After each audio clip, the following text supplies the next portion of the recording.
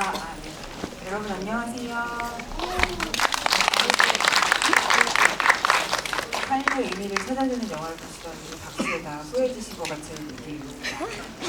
사실 저 보러 오셨다기보다는 이 영화를 속속들이 채워주신 감독님과 배우분들 보러 오셨을 거라고 생각합니다. 그래서 오늘 그 얘기를 좀 나눠보려고 하는데요.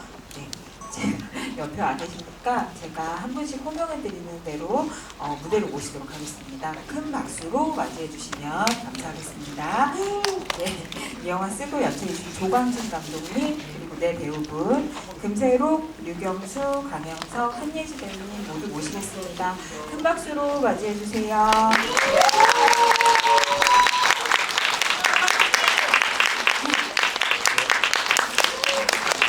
자리에 앉아서 하도록 하겠습니다.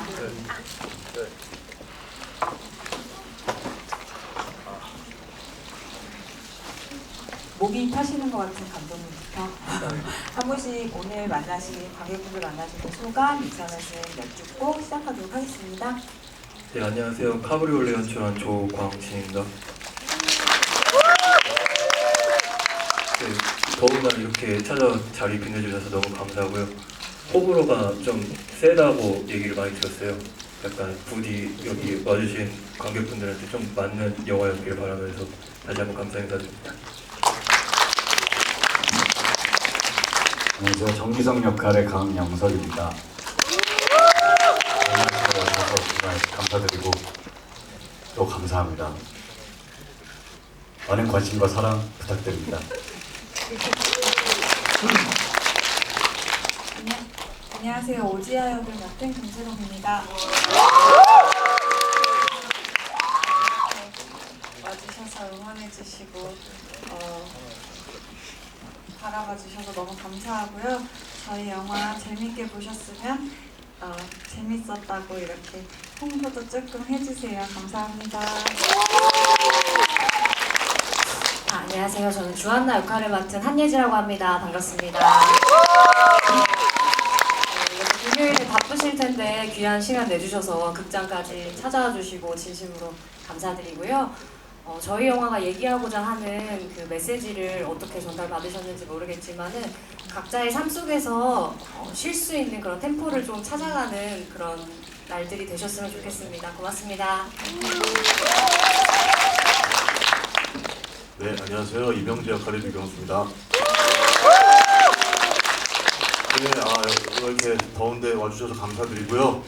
예, 고맙습니다. 얘기 많이 나눠요. 예, 고맙습니다. 네.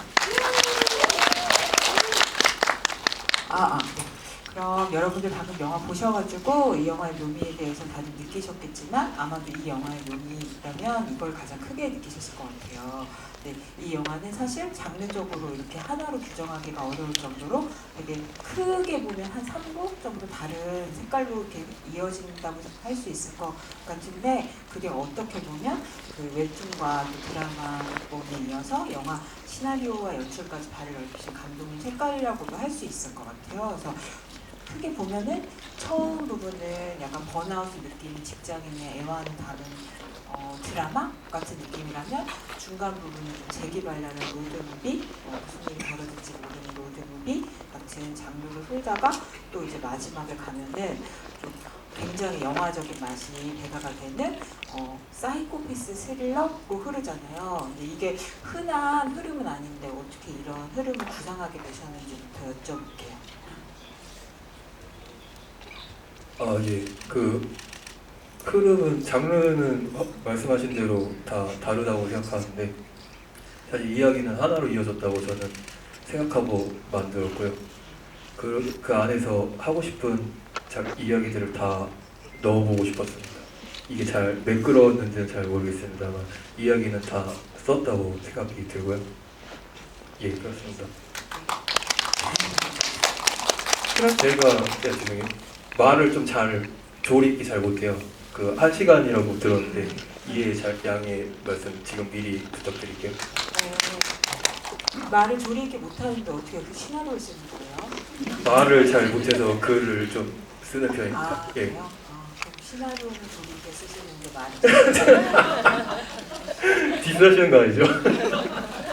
죄송해요. 궁금해서 여쭤보는 예. 거예요. 죄송한데 그럼 하고 싶은 이야기가 무엇이었어요? 그 다른 장르마다 관통하는?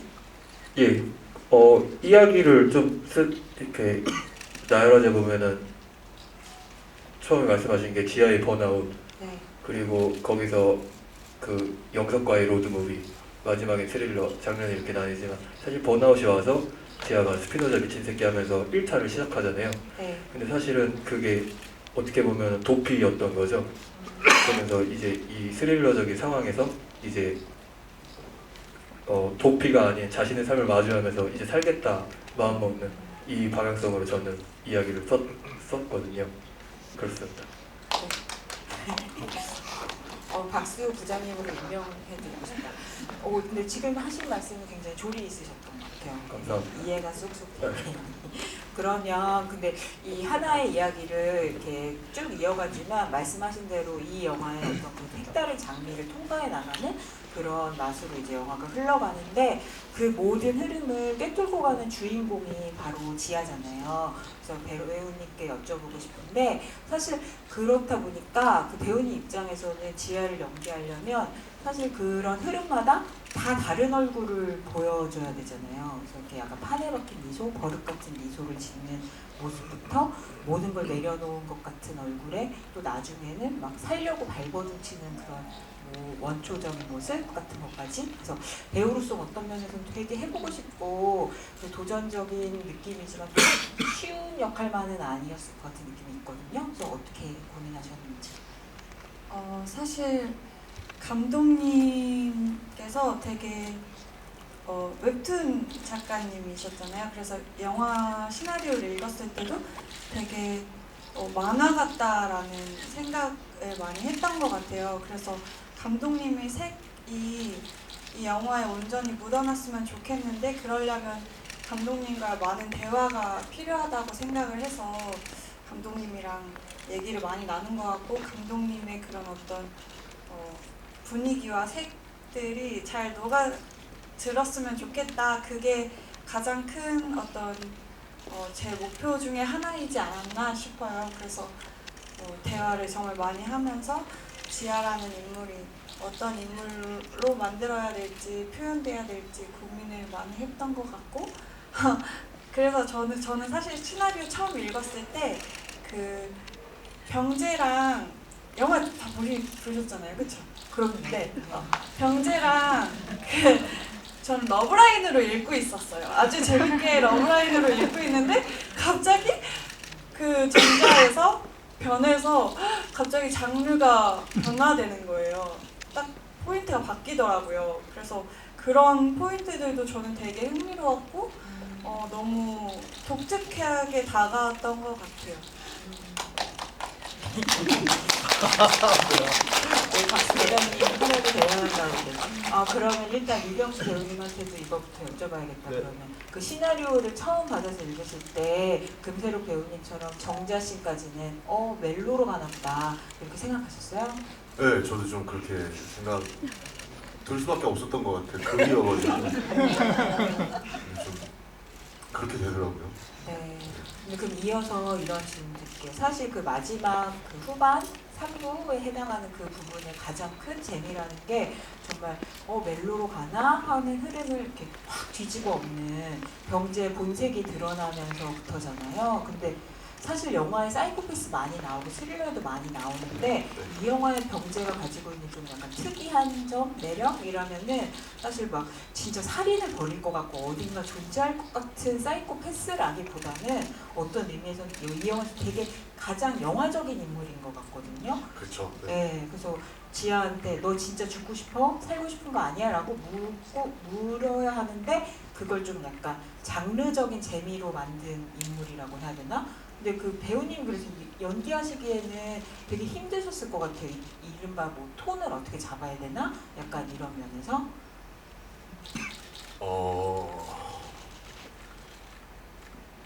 연기를 할 때 이 배우로서의 역할의 그 톤 조절이나 그런 계산들은 필요하잖아요. 분명히 필요한 지점인데 이제 이 이병재라는 역할로서는 지아를 대할 때 어떤 계산을 하면 안 되겠다라는 생각을 했을 게 무슨 뜻이냐면 내가 이런 모습을 보여야 내가 살인자인 걸 얘가 모르겠지? 난 이런 식으로 얘기를 해야지를 아예 생각을 안 해야 된다고 생각했어요. 그냥 이 자체의 본연의 아이 같은 모습. 그냥 전혀 얘는 뭔가 계산을 해서 살인을 나중에 해야지라고 계산을 해서 접근했을 때 들킬 수도 있잖아요, 지아한테. 모르는 지점. 관객분들도 알아차릴 수도 있는 지점이라고 생각했거든요. 조금이라도 계산이 들어갔을 때. 그래서 아예 다른 장르라고 생각하고 연기를 했던 것 같아요. 네. 그 이른바 흔히 생각하는 사이코패스가 되게 계산적인 연기를 필요로 하는 역할이랑 그거랑 좀 다른 접근이네요. 네, 그냥 어차피 영화 이 흐름과 편집에서 이거는 만들어주는 거니까 저는 연기로서 이 역할로서는 정말 이 사람을 사랑하고 멜로로서의 감정으로 접근을 해야겠다라는 생각이었어요. 예. 그럼 우리 여기서 간단한 거수로 설문조사 좀 해볼까요? 그 정자씬 전까지 나는 병재가 살인마인 거 전혀 눈치채지 못했다 하셨던. 오, 나 눈치챘다. 너무 명확하게 눈치챘다 하시는 거. 예리하시고. 알겠습니다. 이에 대해서 이따 관객분들한테도 소감이나 질문 여쭤보는 기회가 있으니까 얘기해 주시면 제일 좋을 것 같습니다. 이어서 이 영화의 또 다른 재미와 맛을 살려주신 강영석 배우님께도 여쭤볼 텐데, 사실 배우님 나오는 장면에서 다들 느끼셨겠지만 배우님 저는 약간 보면서 와 진짜 이런 말이 제일 먼저 떠올랐거든요. 진짜 능구렁이 같은 사람이다 이제 이런 생각이 떠올랐거든요. 근데 그게 되게 웃긴 게 뭐냐면 그런 이렇게 약간 혼자 되게 재기발랄하고 자기 순간순간적인 재치가 나오는 그런 연기가 흔히 이제 뭐 주고받기식 연기를 통해서 하면 더 재밌고 좋을 수 있는데, 어떻게 보면 연기하신 기석이란 캐릭터는 앞에 있는 지아가 무슨 상태인지 아무 상관없이 자기 기분대로 그렇게 하는 사람인 거잖아요. 그래서 그런 연기 하시기가 그냥 보면 뻘쭘할 수도 있었을 것 같은데 그런 게 전혀 안 느껴져가지고 그럼 어떻게 하셨는지, 어떤 기운으로 하신 건지 궁금해서. 일단 참 네. 뻘쭘했었고요. 좀 했지만 뭐 해야죠, 해내야죠. 그리고 감독님이 좀 마음대로 하라고 할 수 있게 해주셨어요. 좀 돗자리를 펴주셨어요. 리딩할 때도 그럴 때도. 네, 좋아요. 이건 어때요? 좋아요. 이거는요? 좋아요. 성대모사 하시는 거예요? 네. 똑같은 톤으로 말씀하셨어요. 그래서 좀 선택하기 그 응원이 힘들었어요. 됐습니까? 너무 고맙죠 저는. 그거는 하면 등에 땀 나거든요 배우들은. 감독님이 그렇게 하면 안 되고 그런 게 없어서 좋았는데 좀 선택하기가 힘들었던 그랬던 것 같아요. 현장에서. 언제까지 박수를 유도하는지 보겠어요. 근데 그러면 곁들여서 감독님께 이것도 여쭤볼게요. 제작 보도자료를 보니까 감독님께서 그 정영석 배우님, 강영석 배우님 보시면서 이 역할 맡기셔야지 하고 중간에 이제 캐스팅 만나실 때 이 역할 제안하시고 배우님 두 번째 만났을 때 딱 기석이 같이 하고 나왔다고, 그때부터 인상이 막 달라졌다고 하던데, 그럼 처음 만났을 때 느꼈던 인상은 기석이가 아니라면 어땠는지, 배우님은 도대체 어떤 마음가짐으로 기석이 두 번째 만남에 기석이를 빙의하고 나가신 건지 궁금해서 얘기 좀 들어보려고. 네, 어떤 기사인지 정확히는 기억이 나지 않는데 첫인상 때는 그냥 배우님 같았고요. 그리고 얼굴에 배우라고 써 있었어요. 네, 그런 느낌이었고요. 그래서 사실 인상이 재수가 없었나요? 아니요. 그때 마그네슘이라고 하나요? 여기가 떨리는 게? 눈밑 떨리는 거? 마그네슘이 부족하대요. 배우들이 마그네슘이 많이 부족한가요? 아니요, 강영석 배우님. 첫 번째 맞나요? 네. 첫 번째? 네, 그때 마그네슘이 부족하셨는지 여기가. 그때구나. 네. 부족할 때.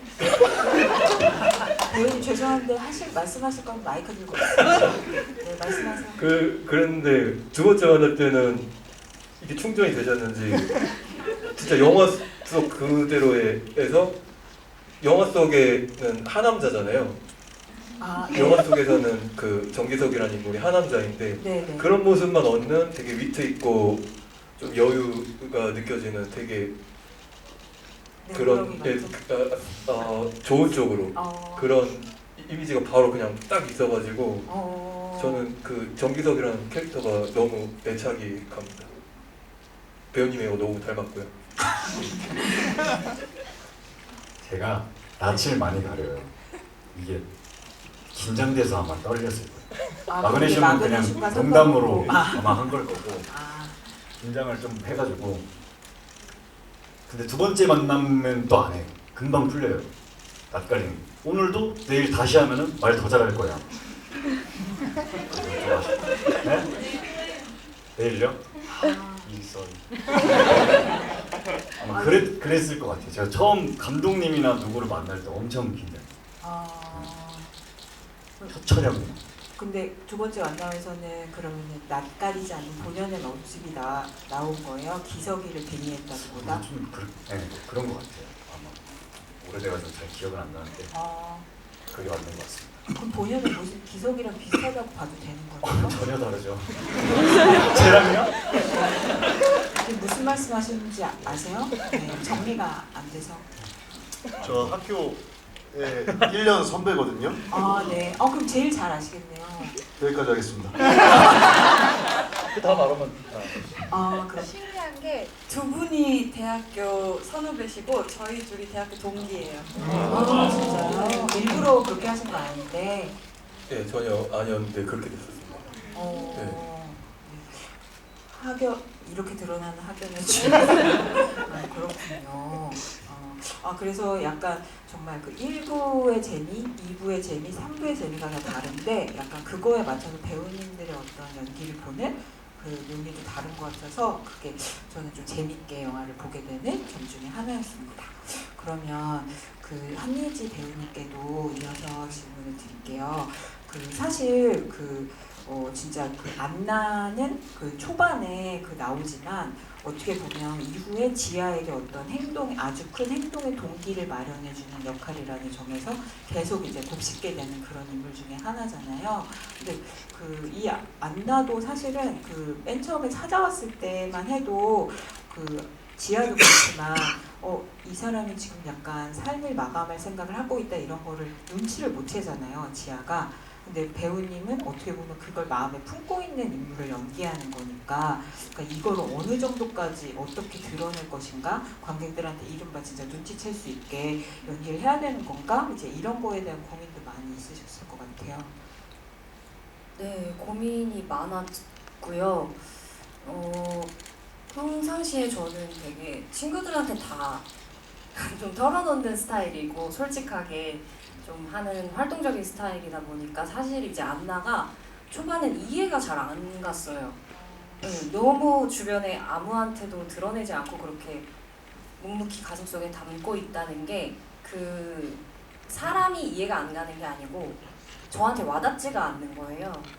그래서 그거를 어떻게 풀어내야 될까를 많이 캐릭터를 생각을 하다가 보니까 그냥 사실은 다 말해야지만 또 되는 게 아니라 그냥 다 드러내야지만 되는 거는 또 아니니까 그냥 뭔가 말하고 싶은 게 있었는데 보고 싶어서 찾아갔겠구나라는 생각으로 정리를 했었던 것 같고요.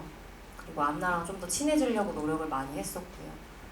네, 근데 어쨌든 제가 죽음으로써 지아라는 인물이 또 일을 마치고 떠나게 되는 계기가 됐잖아요. 굉장히 숭고하다, 이 죽음은.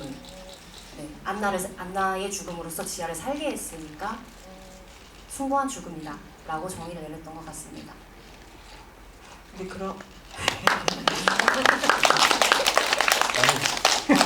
여기 앞에서 박수 치셔가지고. 근데 그럼 이거 여쭤봐도 돼요? 근데 어쨌든 안나가 지아 만나고 강변 벤치에 있을 때 지금 여행 가자고 하잖아요. 근데 그럼 그때 지아랑 같이 여행 갔으면 안나의 선택이 달라졌을 수도 있을까요? 그거는 저도 미스테리긴 한데 그래도 뭔가 떠났으면 그런 얘기를 할 시간이 조금은 있었을 것 같고요. 그러면 조금의 선택은 달라지지 않았을까, 그렇게 열어두고 싶습니다. 네. 그러니까 그런 점을 좀 생각하게 되는 것 같아요. 회상신이 막 몇 번이 나오진 않더라도 그런 순간들이 좀 기억에 나는 영화 보면 되는 그런 영화였던 것 같습니다. 근데 그 감독님한테 이걸 여쭤볼게요. 보셔서 아시겠지만 사실 영화의 정식 부제나 이런 거라고는 할 수 없는데 그 되게 어떻게 보면 지하의 이 행로가 어떤 큰 변곡점을 맞이할 때마다 그 화면에 RPM이라고 이제 찾아보니까 분당 회전수 이런 거더라고요. 저도 잘 몰랐는데 그래서 1rpm 행복한 미래, 2rpm 타임머신, 3rpm 연속 그리고 이제 비닐하우스에서 RPM 맥스, 리버블로 이렇게 나오잖아요. 네, 근데 이거는 어떻게 넣으신 거예요?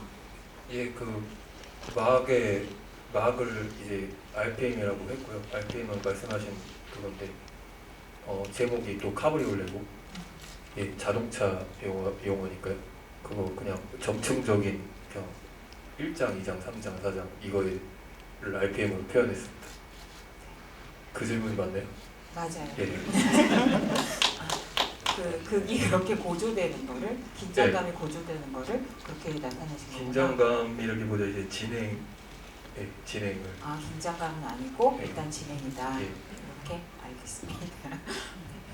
근데 제가 이제 그 부천 영화제에서도 미리 소개됐고 그래서 인터뷰를 감독님이 하신 거 몇 개 찾아보고 그랬는데 어쨌든 이거는 저도 그렇게 생각했지만 번아웃 같은 거를 경험해 본 사람이 자기 삶에서 지금 내가 뭐가 제일 중요한지 같은 거를 깨달아봐야 쓸 수 있는 이야기라고 생각하거든요. 그래서 감독님이 그런 걸 경험하신 바도 있고 그런 메시지를 담았다는 인터뷰를 읽긴 했는데요. 근데 한편으로는 이 이야기에 다 동참하셔서 연기하신 배우님들도 그런 고민 같은 거를 영화를 함께 하시면서 어느 정도 해보셨을 것 같아요. 근데 제가 궁금한 게 그래서 배우님들께 차례로 여쭤보고 싶은데 사실 우리는 뭐 여기서 묘사되는 것처럼 약간 쳇바퀴 같은 삶, 뭐 회사원 같은 분들 이걸로 번아웃 같은 걸 되게 많이 느끼기도 하고 상상하기도 하고 그런 뭐 작품을 많이 보기도 했잖아요. 근데 배우님들은 좀 매번 다른 캐릭터를 맡으시고 이런 직업이시니까 번아웃을 느끼시는지 번아웃을 느끼셨던 경험이 있는지 그럴 때 어떻게 빠져나오셨는지 이런 거 좀 궁금하더라고요. 느끼신 분? 느끼신 분? 있나요?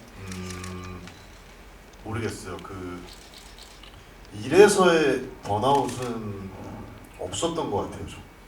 저는 딱히 촬영장에 그냥 앉아 있는 게 좋고 꼭 내가 무슨 연기를 하는 순간이 좋을 때도 있지만 가만히 앉아서 영화가 만들어지는 과정이 저는 되게 재밌거든요. 지금도. 저는 오히려 쉴 때 좀 너무 이게 몸이 근질거려가지고 그때 좀 정신을 못 차리는 것 같아요. 네. 그걸 번아웃이라고 할 수는 없겠죠. 네, 그래서 없어요. 느껴본 적이 없으시다고 합니다. 네. 한예지 배우님은 혹시 있으세요? 저는 좀 이건 정말 배우로서 현실적인 고민이자 번아웃일 것 같은데 배우는 어쨌든 누군가한테 선택을 받아야 되는 직업이잖아요. 내가 그거를 뭐 연기를 하고 싶고 이런 장르를 하고 싶다라고 해서 막 꾸려지는 게 아니니까 그런 선택받는 기다림에 대한 번아웃이 있는 것 같아요. 그래서 사실 저는 솔직하게 말씀드리면 주변 분들한테 제 은퇴작이다. 제 마지막 은퇴작을 보러 와라 막 이렇게 소개를 했었는데 그만큼 저는 연기 전공을 하면서 너무 당연하게도 연기가 내 디폴트가 된 것처럼 살아갔는데 지나고 나니 나라는 사람이 할 수 있는 일이 이거 말고도 있지 않을까라는 좀 의문이 들더라고요. 그 고민의 와중에 지금 있는 것 같아요. 네. 근데 진짜 배우분이랑 그런 순간들이 있을 것 같아요.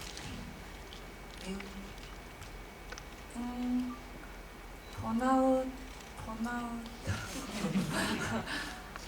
사실 저는 경수 배우님 같은 성격은 아니에요. 저는 되게 일을 할 때 마냥 막 행복하고 마냥 뭐 설레고 그런 성격은 아닌 것 같아요. 되게 고민도 많고 상처도 받고 뭐 그러면서 일을 하고 있고 했던 것 같은데 그래서 좀 아팠던 기억도 있고 힘들었던 순간들도 있지만 그것보다 일을 했을 때 행복한 그 희열, 어떤 그 감정 하나를 붙잡고 계속해서 해나가는 편의 성격인 것 같거든요. 그래서 사실 번아웃이 뭐 안 왔다 왔다 저도 잘 모르겠고 그렇지만 배우로서 살아갈 때 저는 항상 작품을 할 때 내가 가지고 있는 감정들 뭐 어떤 감각들 이런 것들을 항상 표현해내고 표출해내는 시간이라고 생각을 해서 보통 쉬는 기간에 전시를 보고 뭐 영화를 보고 누가 봤을 때는 노는 것 같아 보이지만 항상 뭔가를 채워놓으려고 하는 편인 것 같아요. 친구들을 만나서 얘기를 나누고 여행을 가서 내가 못 봤던 것들을 바라보고 그게 누구에게는 노는 시간이라고 생각할 수 있지 모르겠지만 저한테는 그 다음 작품을 표현해내기 위해서 하나하나 채워놓는 시간이라고 생각해서 저는 좀 그렇게 해소를 하고 좀 풀어나가는 편인 것 같아요.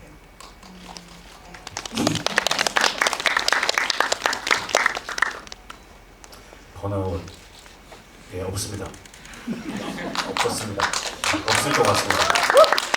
왜냐면 저는 좀 단순해서 힘든 일이 있어도 4일에서 7일 정도 걸리더라고요. 좀 축복받은 성격인 것 같아요. 어떻게 보면 힘들어하는 거 많이 얘기하는 친구들 보면 왜 그러지? 약간 이런 스타일 티라.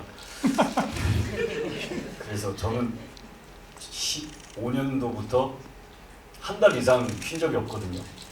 뭐라도 하고 있었거든요, 계속. 그래서 근데도 막 이제 그만하고 싶다, 이게 맞나? 이런 생각은 해본 적이 없는 것 같아요. 그리고 좀 계속 다른 것들을 하잖아요. 다른 작품에 들어갈 때마다. 그게 좀 체질에 잘 맞는 것 같습니다. 행복합니다. 행복하세요, 여러분.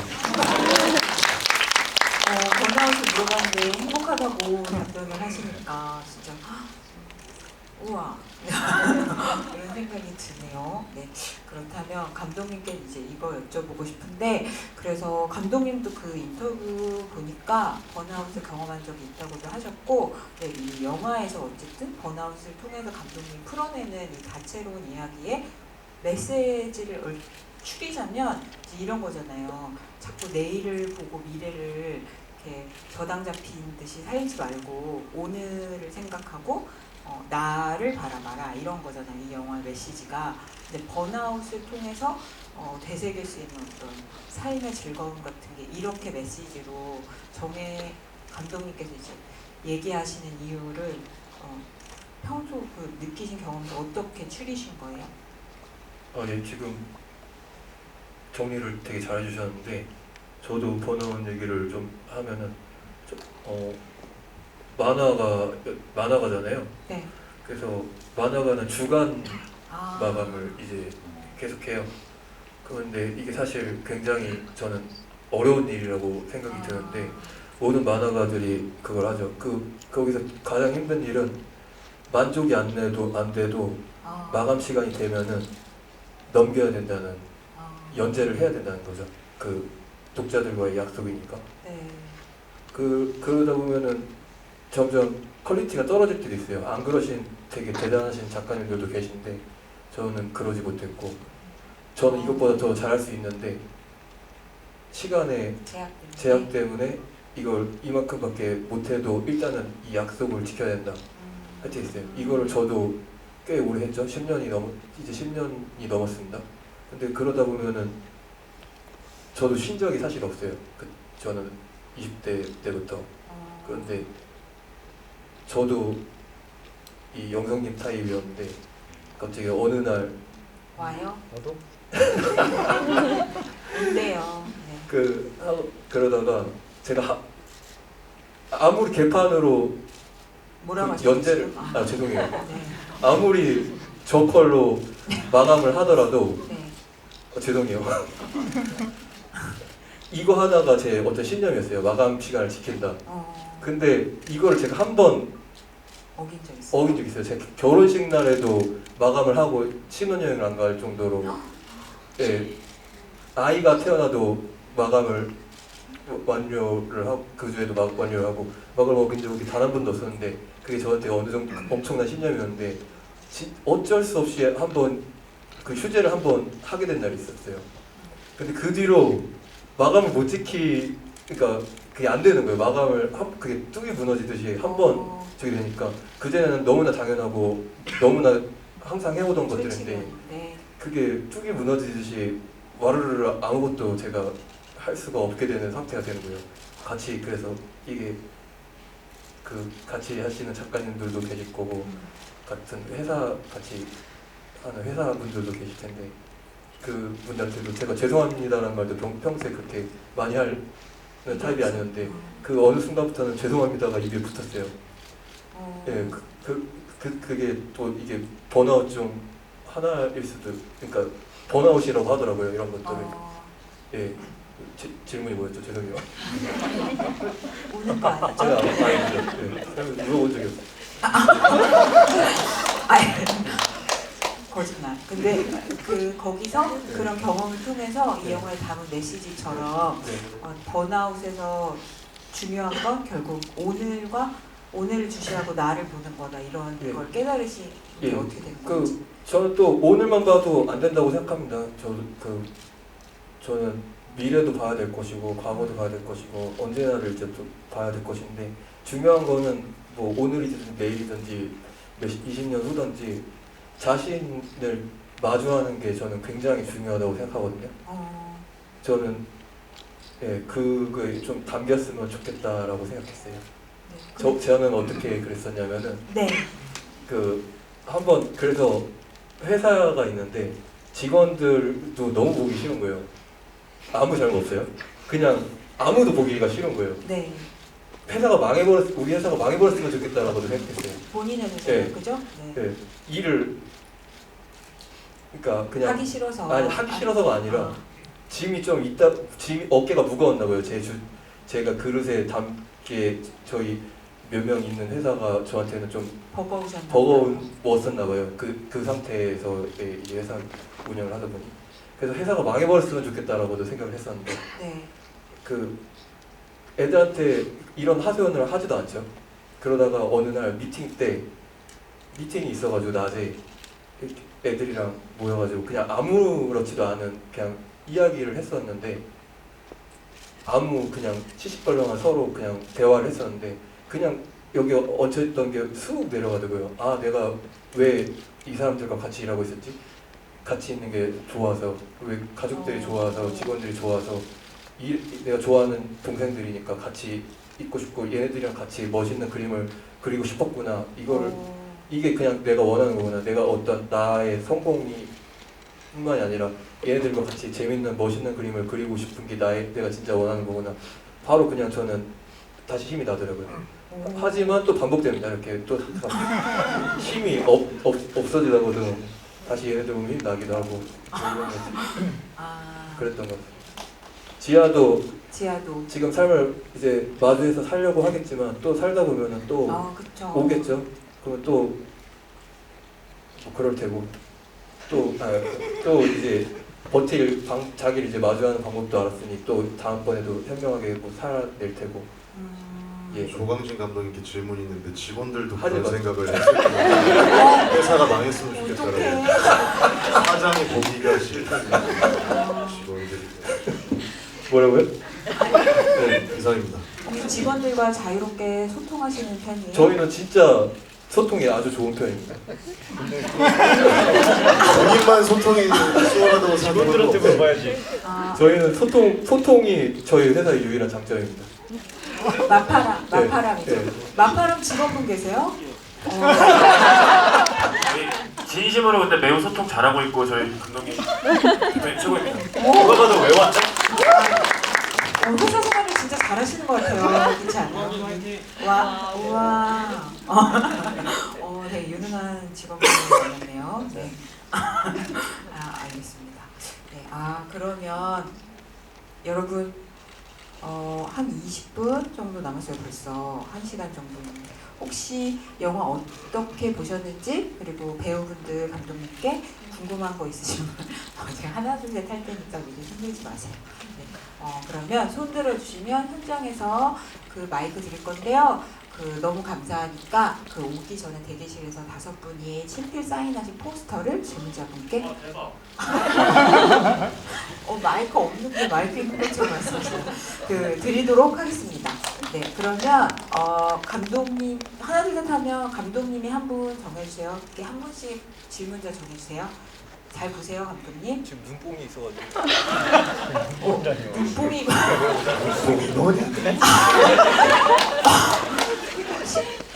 시야가 흐리세요 지금? 네, 그 빛을. 이거 네, 잘 안 보이는데.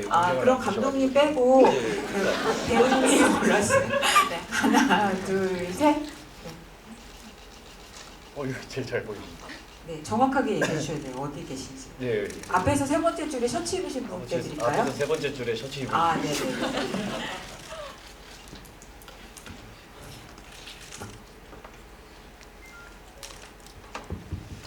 혹시 질문에 뭐 제한 시간 같은 거 있나요? 저도 굉장히 말이 많은 타입이어서. 근데 약간 질문을 나눠서 하시면 좋을 것 같으니까 가장 궁금한 거 하나만 여쭤봐도 될까요? 일단 딱 2가지만 네, 제가 알겠습니다. 궁금한 건 일단 유광진 감독님이 이제 웹툰 작가로서 활동하셨던 건 너무 잘 알고 있고 부담감도 잘 알고 있습니다. 왜냐하면 저는 지금 현재 웹툰 콘텐츠과에서 겸직 교수로 재직 중인데요. 그런 부담감을 이제 충분히 느낄 수 있었고 영화 자체도 영화 단순한 게 아니라 이제 웹툰 시퀀스 연출스러운 점이 보여서 일단 제 입장에서 굉장히 보기 편했고 굉장히 재밌게 잘 봤다는 말씀 드리고 싶고요.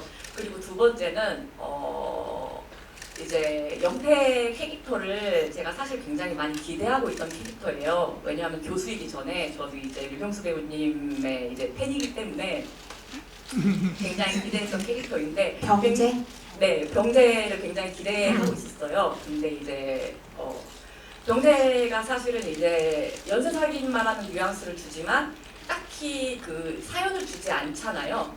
감독님께서 이제 병재 캐릭터에 딱히 사연을 주지 않아서 저는 이제 후반부를 보면서 혹시 이제 단순히 쾌락을 추구하는 그런 이제 세간에서 말하는 쾌락형 사이코패스가 쾌락형 사이코패스보다는 쾌락을 추구하는 쾌락형 연쇄 살인마가 좀 더 맞는 표현일 것 같은데 혹시 그런 이제 병재 캐릭터를 빌드업 하시면서 이제 류경수 배우님과 이제 충분한 어떠한 대화를 통해서 그 병재 캐릭터를 어떻게 빌드업 해갔는지의 과정이 궁금합니다.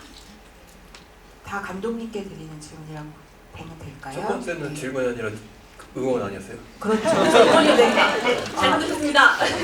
네. 근데 웹툰이 생각나는 사실 그 말씀하신 웹툰의 장면이 생각나는 시퀀스 같은 게 막 보시면서 느끼셨을 텐데 어떤 장면이 앞선 흐름과 되게 반전을 주는 어떤 그런 스펙터클이라든지 그런 장면 전환 같은 걸 느끼신 분이 많아서 그런 것 같은데 그런 식의 시퀀스 전환 같은 거를 좀 염두에 두신 바가 있는지 같이 얘기해 주시면 좋을 것 같아요.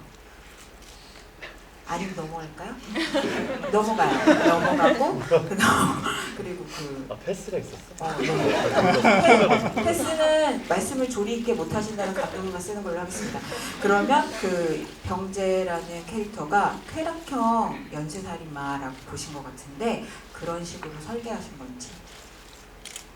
저는 어떤 예를 들어 어떤 소시오패스, 어떤 살인마 이렇게 어떤 분류하는 것을 별로 좋아하지 않아요. 어떤 사이코패스뿐만이 아니라 모든 사람에게 있어서 이 사람은 어떤 유형 약간 이런 거를 저는 그럴 수가 없다고 생각해요. 제 사람은 되게 겹겹이고 복잡하고 이렇게 살다가도 이런 모습이 있었고 그래서 그렇게 어떤 특정 유형의 사이코패스로 정의를 일단 하지 않았고요. 그냥 병재라는 인물은 이런 애야 이거에만 저는 집중을 했었습니다. 아까 류경수 배우님께서 말씀하시길 계산적이지 않다. 계산적이지 않은 것도 맞아요. 그것도 병재의 모습인데 류경수 배우님의 의견이었는데 몇 가지 딱 병재가 자기가 이 살인 행위를 하는 것에 있어서 몇 가지 조건들은 있었어요. 오. 그 본인이 경수 씨가 의견을 주셨는데 예를 들어 가족, 그러니까 찾는 사람 가족 없고. 약간 이런 거라던가 그리고 또 자기 자신이 마음에 드는 사람 뭐 그런 것들이 몇 가지가 있긴 하거든요. 예. 그걸 배우님이 제안하신 거예요? 가족은 약간 물어보잖아요. 막 그런 거에 있어서는 의견 주셨었고요.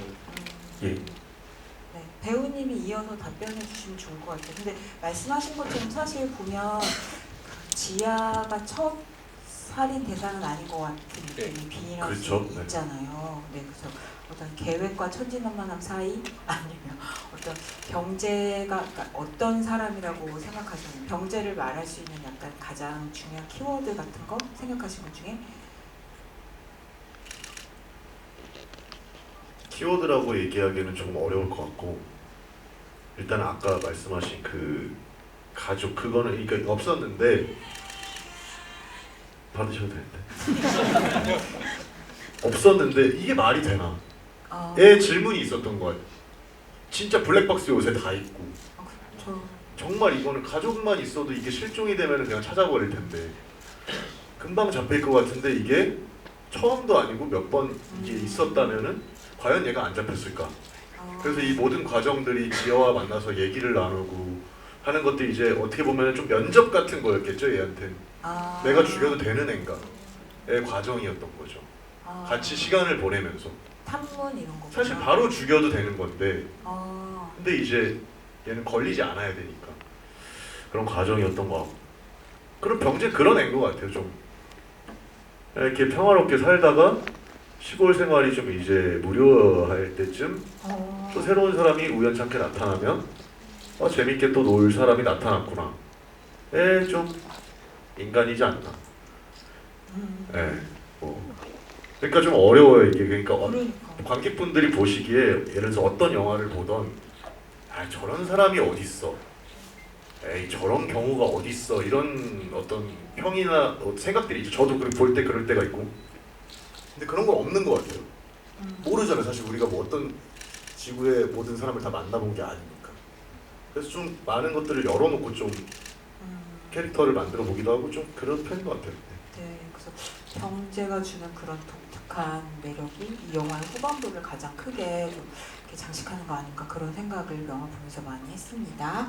네, 그러면 배우님이 이번에 질문 좀 골라주세요. 네, 하나, 둘, 셋. 안 내면 진거 가위바위보. 나 누구랑 어떻게 오빠? 누구세요? 아니 가위바위보 던져놓고 그럼 저랑이요. 안 내면 진거 가위바위보. 치만 올려주세요. 안 내면 진거 가위바위보. 치만 올려주세요. 어디 있죠? 한 분? 네. 네, 여기 앞줄에 이런 마이크 뒤에 이쪽에서 드릴게요.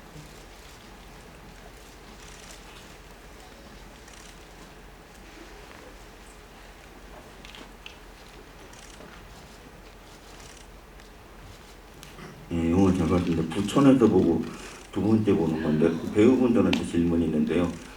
금세록 배우님은 그 홍지아 연기하면서 힘드셨던 점이 어떤 점이 있는지 궁금하고 그 작품들을 보면 은근히 뭐 다른 작품이나 뭐 열연사제나 뭐 타겟 같은 것도 보면 은근히 액션씬이 많으신데 따로 뭐 운동 같은 거 하시는 게 있는지 궁금하고 그리고 그 강영석 배우님 맡으신 캐릭터는 일주일 있으면은 그 차를 가질 수 있는데 왜 그렇게 굳이 도망을 쳐야 했는지 이틀 만에 그걸 참지를 못하고 만약에 지아가 열받아서 경찰에 신고하거나 그러면은 그대로 절도범으로 잡혀갈 수도 있는데 왜 굳이 이틀 만에 그렇게 갖고 도망을 쳐야 했는지 요한이 없었던 같은 게 궁금합니다.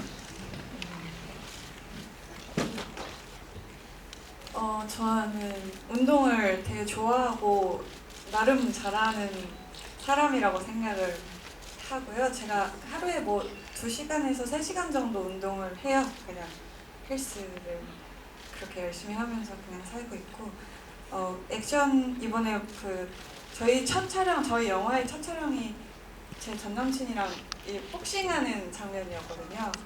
그것도 3번 배우고 찍었어요. 근데 이제 연습을 병재랑 하는데 그 액션스쿨에서 제가 병재 코를 진짜로 때린 거예요. 근데 제가 사람을 태어나서 처음 쳐본 거죠. 그래서 정말로 제가 막 사시나마 해도 저는 누구를 어떻게 그 빡 소리가 아직도 그 타격감을 잊지를 못해요. 저도 잊지를 못해요. 저 진짜 너무 제가 막 진짜 못하겠다고 이제 뭐 누구 이렇게 연습을 못하겠다고 막 할 정도로 정말 많이 놀란 에피소드가 있었고, 그리고 힘들었던 점은 저희가 되게 촬영이 회차가 그러니까 1달 반 동안 이 영화를 찍었는데 32회차 정도 찍었거든요. 근데 32회차에 제가 안 나오는 씬이 없어요. 한 씬도 안 빠지고 다 나와서 이제 조금 그런 빨리 찍어야 되고 막 이런 조금 더 잘해보고 싶고 뭔가 한 번 더 가고 싶고 약간 이런 욕심들이 있는데 약간 그런 부분이 제 개인적으로 저의 연기에 있어서 좀 아쉬움이 있어서 그런 부분이 조금 제 스스로한테 아쉽지 않았나, 좀 속상하지 않았나 싶지만 저희가 너무 그 1달 반이라는 시간이 거의 40일밖에 안 되는데 32회차를 정말 많이 지방에서 촬영하면서 지냈잖아요. 그래서 정말 너무 재밌고 저희가 다 너무 친해져서 또 감독님께서 저희를 친구처럼 좀 대해주시는 편이세요. 그래서 저희가 정말로 그냥 5이서 다 친구같이 정말 그냥 얘기도 많이 나누고 술도 많이 마시고 막 다음날 촬영은 또 어떻게 할지 고민도 많이 하면서 정말 재밌게 찍었던 기억이 있습니다. 유 배우님 코 괜찮으시죠? 잠깐 살짝 낮아진 거 아니죠? 그렇게 하고 바로 술 먹으러 갔어요. 괜찮다. 근데 저도 부러진 줄 알았는데 소리가 너무 세게 나가지고 근데 별 이상 없더라고요. 네, 보기에는 괜찮아 보이십니다. 네, 알겠습니다. 네. 저는 기석이가 좀 가장 영화 속에서 욕망에 충실하고 본능에 충실하고 동물적인 아이라고 생각하는데 마우스 트랩 같은 거죠. 치즈가 여기 있는데 가져가야죠. 기회가 왔을 때 뭐 서류 이런 거 생각 못 했을 거예요. 이것만 보고 왔으니까 갑자기 그 추리닝 입고 늘어지는 추리닝 입고 나왔잖아요. 가야죠. 지나칠 때도 가버리죠. 정재혁의 잘 가요를 부르면서. 저는 안 그럴 거지만 얘는 되게 본능에 충실한 아이 같아서 뒷일을 좀 나도 단순하다 그랬는데 뒷일을 생각 안 하고 일단 저지르고 보는 스타일이라고 생각을 했습니다.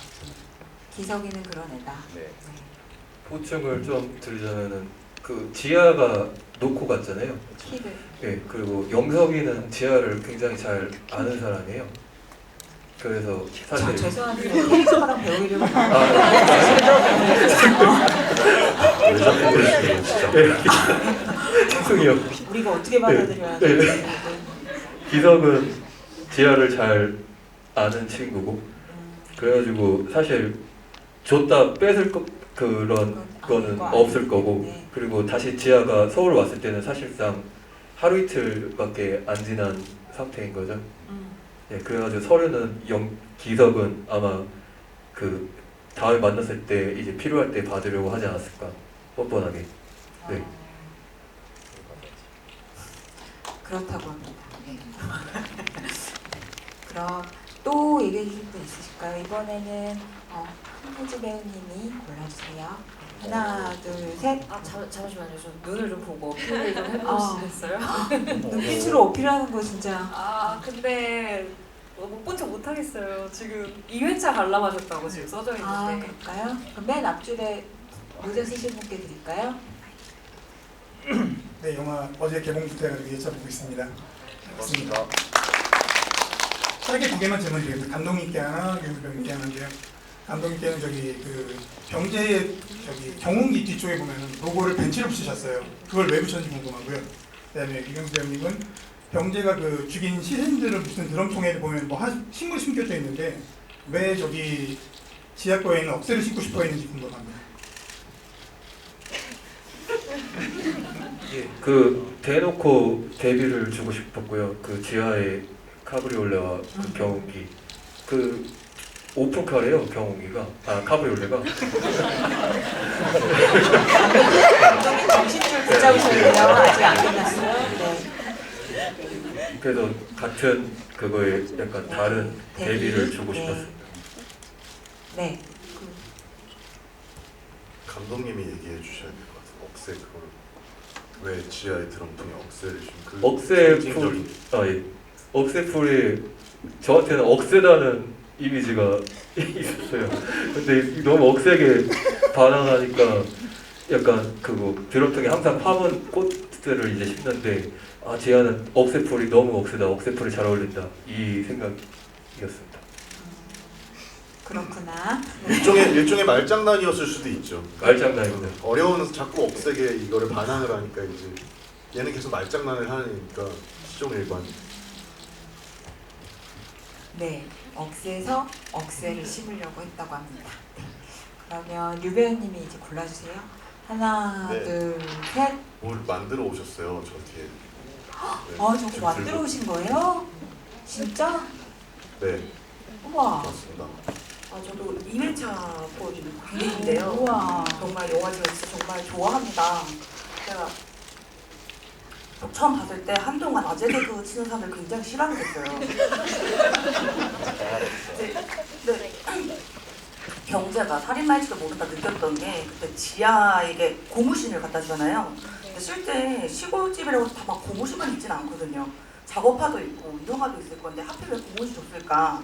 안 그래도 발에 상처가 많은데 고무신이 길들이지 않으면 굉장히 뻑뻑하고 아프거든요. 또 할머니가 신었던 신발이기 때문에 불편할 거고 그래서 저거 신고 도망가면 죽을 수도 있겠다.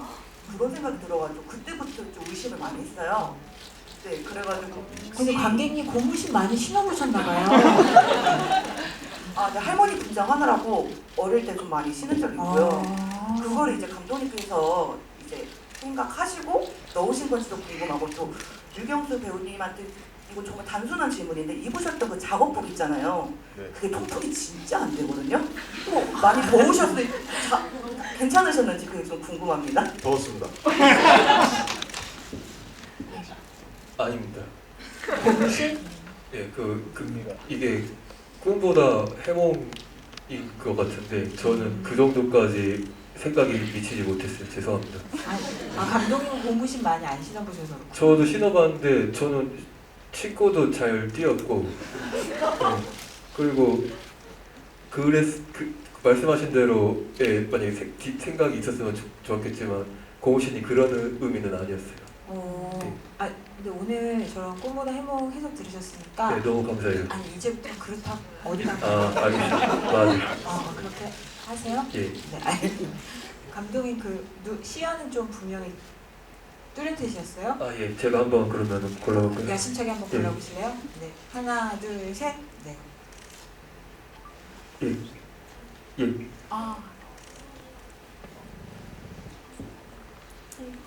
나오나요? 네, 안녕하세요. 영화 너무 재밌게 잘 봤습니다. 저는 두 가지 정도 있는데 기석이의 구찌 티셔츠가 진짜 너무 인상적이었거든요. 그래서 저게 진짜일까? 아니면 가짜 페이크를 산 걸까? 또 만약에 어쨌든 누군가 샀거나 줬거나 일 텐데 기석이가 직접 샀을지 아니면 누군가가 사줬을지 그게 주인공일 수도 있는 거고요. 그래서 그게 궁금했고 두 번째로는 사실 저도 ENFJ인데 N으로서도 약간 저거 뒷감당이 되는 얘기인가 하는 게 많았어요. 그 운전자랑 시비가 붙었는데 그 운전자를 좀 때리고 갔는데 사실 보통 상해가 아닐 텐데 그런 거에 대한 좀 무모함이 조금 있는데 그거를 감독님께서는 의도적으로 무모하게끔 연출을 하신 건지 아니면 딱히 그냥 영화적 효과로 주신 건지 네, 저가 보기에는 약간 비현실적이라고 생각이 들어서 근데 영화가 상당히 현실적인 배경을 하고 있잖아요. 그래서 그런 점에서 무순이 좀 인상적이었다. 네. 운전자를 때릴 때요? 언제를 말씀하시는 거지? 그 옆에 가던 운전자가 있었잖아요. 예. 반대 서로 욕을 하면서 예. 시비가 붙었는데 예. 그 이거 커피 버리고 네네 그 갔는데, 사람이랑 예, 그런데 왜 좀 버리고 갔는지. 스패너였나요? 그분과의 마지막 네. 상황이 예. 그래서 그분을 그래서 지아가 때리는데 그분이 "헉, 죽었나? 이렇게 예. 했는데 사실 상해를 입고 병원에 119에 실려간 걸로 나오잖아요. 예. 근데 그 예를 들면 그 이후에도 뭔가 일 처리가 있어야 될 것 같은데 그게 넘어간 부분에 예. 대해서 말씀하시는 것 같아요. 그게 그냥 영화적 효과로 좀 극단적인 상황을 연출하신 건지 아니면 네 그 의도가 좀 저는 그 운전자가 맞을만 했다고 저는 생각이 들었고 그리고 병재는 이장한테 잘 넘겨서 병원에 입계를 했고 그래서 병재 입장에서는 사후 처리를 잘 했다. 이후에 또 뭐 경찰이 뭐 조사가 들어올 수는 있겠죠. 뭐 그러면은 뭐 그래 가서 조사를 받을 수도 있겠지만 일단은 이장한테 보내서 병원에 보냈다. 사후 처리를 했다라고 생각했습니다. 기석의 옷은 기석이 대답할까요? 네. 100% 받은 거고요. 엄청 오래 입었을 거고 거의 유일한 명품 중 하나겠죠. 아마 지아가 사줬을 거예요. 그리고 그 티셔츠는 감독님 본인의 것입니다. 저희 영화에 카브리올레와 마이바흐가 나오잖아요.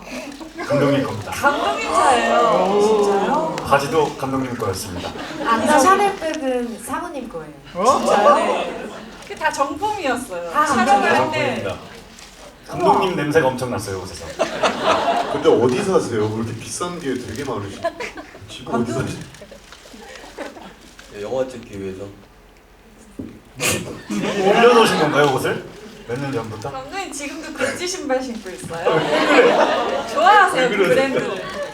아니, 저이 부부는 하나 좋은 걸 사서 이거를 오래오래 입자 바입니다. 예. 지금도 그 기석이 입던 옷을 저는 아직도 입고 있고요. 아 그 영화 촬영 뒤에도? 예. 저는 늘어나도 그냥 늘어난 채로 계속 입습니다. 네. 근데 감독님 죄송해요. 근데 이 말 들으니까 되게 달라 보여요. 어쩔 수가 없나 봐요. 그 전에 어떻게 보셨길래? 그 전에는 글은 잘 쓰시는데 말은 조리 있게 못 하시는 분. 글은 잘 쓰시는데 돈은 많고 아 좋은 거 사서 오래 입으시는 분. 그렇게 보도록 하겠습니다. 질문해 주신 덕분에 그걸 알게 됐네요. 네. 그 사실 제가 한 10시까지 끝내라고 들었거든요. 네, 맞죠? 네. 여러분 네. 끝내야 되는 거 맞죠?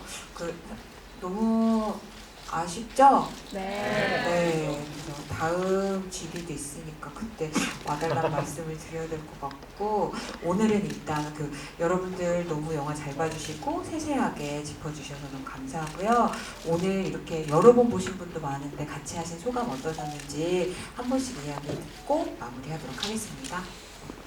정말 너무 정말 감사드리고요. 그리고 이렇게 지분 시간도 이렇게 채워주시고 빛내주셔서 정말 너무 감사드리고 대박 나시길 바랍니다. 모두가 대박 나길.